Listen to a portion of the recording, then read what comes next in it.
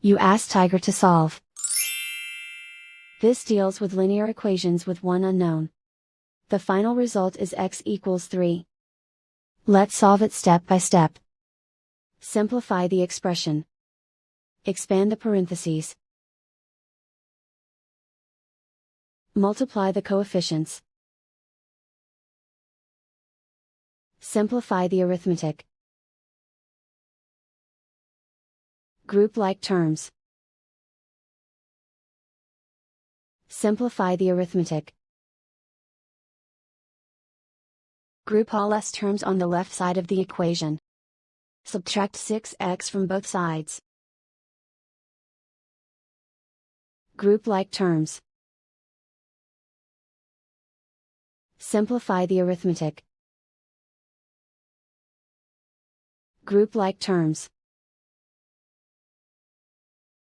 Simplify the arithmetic. Group all constants on the right side of the equation. Subtract 6 from both sides. Simplify the arithmetic.